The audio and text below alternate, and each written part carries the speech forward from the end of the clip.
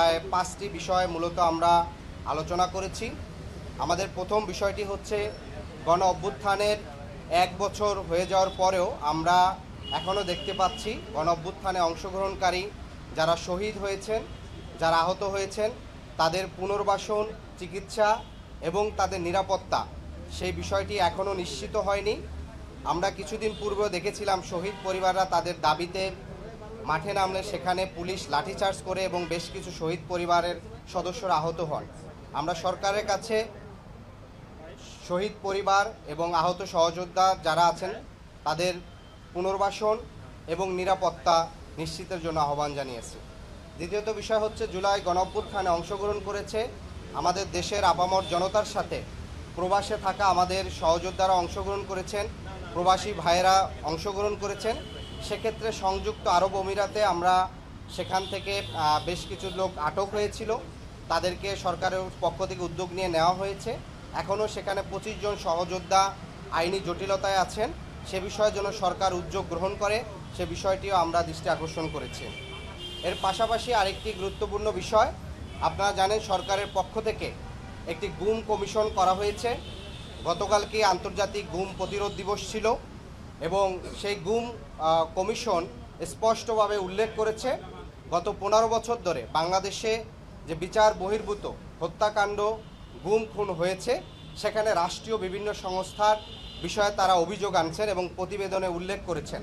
ফলে আমরা সরকারের কাছে সুস্পষ্টভাবে দাবি করেছি সরকার গুম কমিশনের প্রতিবেদন আমলে নিয়ে রাষ্ট্রীয় যেসব সংস্থার মধ্যে যেসব সদস্যরা এ ধরনের অভিযোগে অভিযুক্ত তাদের বিষয়ে যেন সুস্পষ্ট ব্যবস্থা গ্রহণ করে।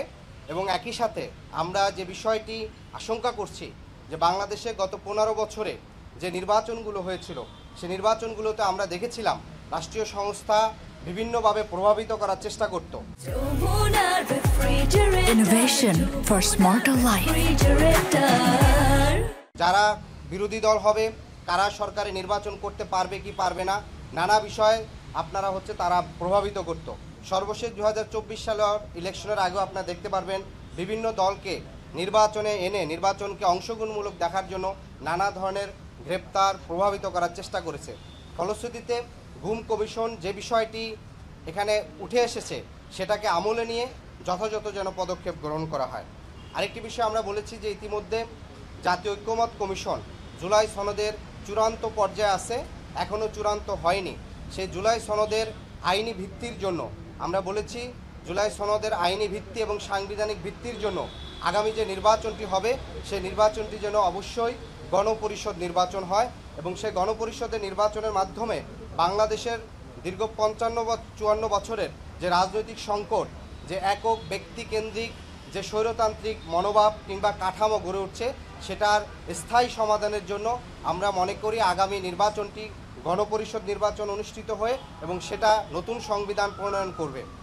একই সাথে আমরা দেখেছি বর্তমান যে নির্বাচন কমিশন আছে এই কমিশন গঠনের সময় আমরা তখন নাগরিক কমিটির পক্ষ থেকে প্রতিবাদ জানিয়েছিলাম এবং এখনও আমরা প্রধান উপদেষ্টার দৃষ্টি আকর্ষণ করছি সেই বিষয় যে নির্বাচন কমিশন তাদের সক্ষমতা এবং নিরপেক্ষতার বিষয় যেন প্রধান উপদেষ্টা ভূমিকা রাখেন। কারণ আপনারা দেখতে পাচ্ছেন কিছুদিন পূর্বেও একটি নির্বাচন করার পূর্বে যা সীমানা নির্ধারণ নিয়ে ইসি ভবনের মধ্যে যেভাবে অন্য পক্ষকে যেভাবে হামলা করা হয়েছে সেই বিষয়টি আসলে ইসির সক্ষমতা এবং একই সাথে তার নিরপেক্ষতা নিয়েও প্রশ্ন আসছে। একই সাথে আমরা আরেকটি বিষয় গত কয়েকদিন ধরে লক্ষ্য করেছি যে সরকারের পক্ষ থেকেই কিন্তু গত 3টি নির্বাচন যে জুলাই ঘোষণাপত্র দেওয়া হয়েছে সেই ঘোষণাপত্রে সরকার উল্লেখ করেছেন গত 3টি নির্বাচন অবৈধ নির্বাচনের মাধ্যমে ফ্যাসিস্ট সরকার এখানে চেপে বসেছে। ফলশ্রুতিতে সেই 3টি অবৈধ নির্বাচনে সরাসরি ফ্যাসিস্টের সহযোগী হিসাবে এবং নির্বাচনকে অবৈধ নির্বাচনকে বৈধতা দানের জন্য জাতীয় পার্টি সরাসরি অংশগ্রহণ করেছে। শুধু তাই নয়, গত নির্বাচনে আপনারা দেখেছেন যে জাতীয় পার্টির পক্ষ থেকে যে নির্বাচনী প্রচারণা পোস্টারগুলো করা হয়েছে সেখানে তারা বর্তমান যে জাতীয় পার্টির 2 গ্রুপের যে মহাসচিব মজিবুল হক চুন্নু এবং শামীম হায়দার পাটোয়ারি তাদের পোস্টারে সুস্পষ্ট লেখা আওয়ামী লীগ মনোনীত প্রার্থী। তার মানে জাতীয় পার্টি এবং আওয়ামী লীগের মধ্যে কোনো পার্থক্য নাই এবং যেহেতু রাষ্ট্রীয়ভাবে আওয়ামী লীগের সাংগঠনিক কার্যক্রম স্থগিত করা হয়েছে এবং আমরা দেখতে পাই জাতীয় পার্টি আওয়ামী লীগকে নির্বাচনে আনার জন্য প্রকাশ্যে একটা নিষিদ্ধ সংগঠনের বিষয়ে প্রকাশ্যে অবস্থান নিছে। ফলশ্রুতিতে নিষিদ্ধ সংগঠনের বিষয়, সন্ত্রাসী কার্যক্রমের বিষয়ে সুস্পষ্ট অবস্থান নেওয়া এবং বিগত সময় অবৈধ সংসদকে বৈধতা দানের তাদের যে পদক্ষেপ, সে বিষয়গুলো আমলে নিয়ে জাতীয় পার্টির সাংগঠনিক কার্যক্রম যেন স্থগিত করার বিষয়ে সরকার আরও বেশি কার্যকর হয়, সেই বিষয়টি আমরা প্রধান উপদেষ্টাকে আমলে নেওয়ার জন্য বলেছি। তো ওভারঅল আমরা 5টি বিষয় বলেছি: শহীদ ও আহত পরিবার, প্রবাসী যোদ্ধাদের বিষয়ে বলেছি, গুম কমিশনের বিষয়ে আমলে নেওয়া এবং আগামী নির্বাচন, গণপরিষদ নির্বাচন অনুষ্ঠিত করা এবং একই সাথে আওয়ামী লীগ এবং জাতীয় পার্টির বিষয় সরকারের আরও কার্যকরী ভূমিকা। আওয়ামী লীগের যেসব হত্যা মামলা যারা এখনও মামলায় আছেন তাদের অনেককেই আটক করা হয় নাই, কিংবা যাদের বিরুদ্ধে মামলা হয়েছে সরকারের কাছ থেকে সুস্পষ্টভাবে কোনো সমন্বিত পদক্ষেপ আমরা দেখি না। অনেক সময় দেখি একজনের নামে অনেকগুলা বেশি মামলা হয়, যে মামলাগুলো অনেক সময় মেরিটলেস হয়। ফলশ্রুতিতে এটি একটি নানা ধরনের কনফিউশন তৈরি করে। ফলে সরকার যে বিচারের উদ্যোগ নিয়েছে সেই বিচারটি বাস্তবায়ন করতে হলে একটি কার্যকরী পদক্ষেপ যেন গ্রহণ করা হয়।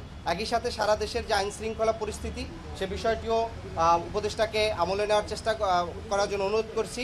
আর সরকারের পক্ষ থেকে আমরা দেখেছি যে বাংলাদেশে একই সাথে অনেকগুলো বিশ্ববিদ্যালয় ছাত্র সংসদ নির্বাচনের বিষয় সরকার উদ্যোগ নিছে, সেটি যেন সুষ্ঠু সুন্দরভাবে অনুষ্ঠিত হয়, কোনো ধরনের বাধার সম্মুখীন যেন না হয়, সেটি বিষয়ে যেন কার্যকর পদক্ষেপ নেয়। ইসির বিষয়ে আমরা আরেকটু বিষয় বলেছি যে জুলাই সনদে আমরা এর পূর্বে বলেছিলাম যে সরাসরি নারীর আসনে নারীদের প্রার্থীর বিষয়ে পুনর্বিবেচনা করার জন্য তা 100 আসনে সরাসরি যেন ভোটের বিষয়টি তারা দেখে।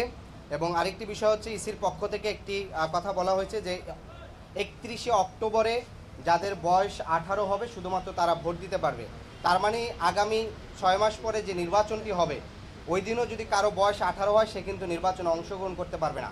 ফলশ্রুতিতে আমাদের এই গণ অভ্যুত্থানে তরুণদের সরাসরি সক্রিয় যে অংশগ্রহণ করেছিল সেই জায়গা থেকে আমরা মনে করি এটিকে আরেকটু নমনীয় হয়ে বরঞ্চ ফেব্রুয়ারিতেও যাদের 18 বছর পূর্ণ হবে তারাও যেন সরাসরি নির্বাচনে অংশগ্রহণ করতে পারেন, সেই জায়গাটিতে যেন আমলে নেওয়া হয়।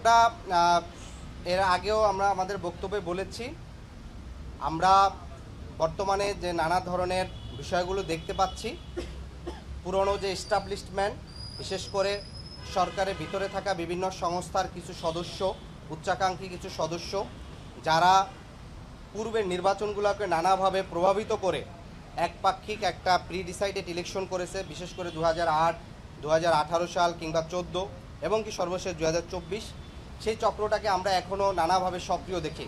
যার সর্বশেষ উদাহরণ আমরা দেখেছি যে গণ অভ্যুত্থানে সক্রিয় অংশগ্রহণ করা একটি রাজনৈতিক দলের প্রধানকে অন ক্যামেরা যেভাবে প্রকাশ্যে তাকে আঘাত করা হয়েছে, তাকে পুরো হত্যার উদ্দেশ্যে তাকে মেরে পুরো একটা দেশের রাজনৈতিক পরিস্থিতিকে অন্যদিকে নিয়ে যাওয়ার চেষ্টা করা হয়েছে, সেই বিষয়টি কিন্তু নানাভাবে কিন্তু এগুলো আমলে নেওয়ার বিষয়। ফলশ্রুতিতে আমরা এই বিষয়টি আমরাও মনে করি যে বিভিন্ন এস্টাবলিশমেন্ট, বিশেষ করে এখানকার বিজনেস এস্টাবলিশমেন্ট, মিডিয়া এস্টাবলিশমেন্ট, সরকারের ভিতরে থাকা নানা ধরনের সংস্থাগুলো একটা তাদের পুরনো কাঠামো ধরে রাখার জন্য মরিয়া হয়ে যাচ্ছে এবং নানা ধরনের তৎপরতা দিচ্ছে। ফলশ্রুতিতে আমরা সরকারকে বলেছি, সরকারের পক্ষ থেকে যে তদন্ত কমিশন হয়েছে, গুম কমিশন, তারা কিন্তু গুমের ক্ষেত্রে এইসব সংস্কার বিষয়ে তারা সুস্পষ্ট অভিযোগ আনছে এবং গুম কমিশনের পক্ষ থেকে স্পষ্ট করে তারা বলছে, বিশেষ করে ডিজিএফআই, এনএসআই, এসবি, সিটিটিসি সহ র্যাব, পুলিশের সরাসরি গুমের সাথে তারা জড়িত থাকার অভিযোগ করছে। কিন্তু আমরা সরকারের পক্ষ থেকে এখনও কোনো কার্যকর উদ্যোগ দেখি নাই। ফলে সেই বিষয়টিকে আমরা আমলে নিয়ে আমরা সরকারকে কার্যকরী উদ্যোগ দেখতে চাই।